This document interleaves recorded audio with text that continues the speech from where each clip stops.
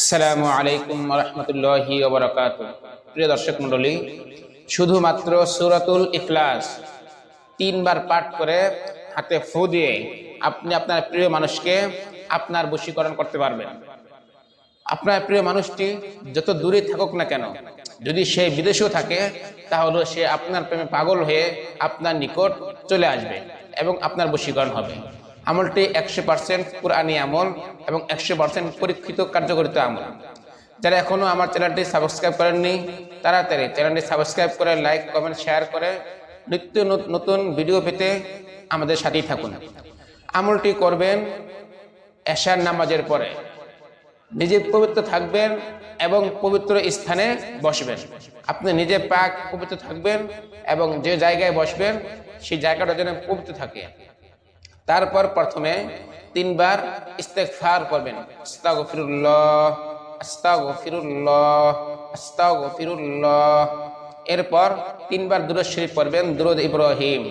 আল্লাহুম্মা সাল্লি আলা মুহাম্মাদিন ওয়া আলা আলি মুহাম্মাদ কামা সাল্লাইতা আলা ইব্রাহিম ওয়া আলা আলি ইব্রাহিম ইন্নাকা হামিদুম মাজিদ।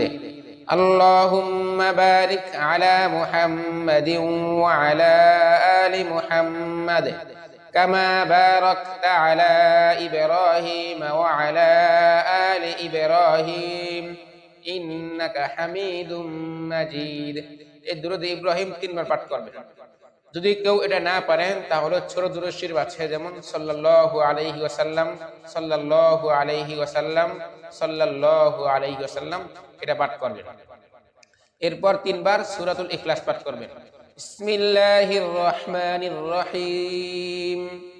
কুল হুয়াল্লাহু আহাদ, আল্লাহুস সামাদ, লাম ইয়ালিদ ওয়া লাম ইউলাদ ওয়া লাম ইয়াকুল লাহু কুফুয়ান আহাদ। এই সূরাতুল ইখলাস 3 বার পাঠ করবেন। পাঠ করার পরে আবার 3 বার দুরূদ শরীফ পড়বেন। সাল্লাল্লাহু আলাইহি ওয়াসাল্লাম, সাল্লাল্লাহু আলাইহি ওয়াসাল্লাম, সাল্লাল্লাহু আলাইহি ওয়াসাল্লাম। তারপর হাতে ফু দিবেন। যখন আপনি আমলটা করবেন তখন যেন আপনার মনের মধ্যে আপনার প্রিয় মানুষটার চেহারা বা নামটা থাকে, তাহলে এটা কার্যকারিতা বেশি হবে। কেউ হারাম কোনো কাজে এটাকে ব্যবহার করবেন না। যারা ব্যবহার করবেন তারা প্রত্যেকে হালাল কাজে ব্যবহার করবেন, জায়েজ কাজে ব্যবহার করবেন। যেমন আপনার সন্তানের জন্য ব্যবহার করতে পারেন, আপনার পিতামাতার জন্য, আপনার স্ত্রীর জন্য বা কোনো আত্মীয়স্বজনের জন্য যারা আপনার কথা শুনে না, তাদের জন্য আপনি হালাল ভাবে ব্যবহার করবেন।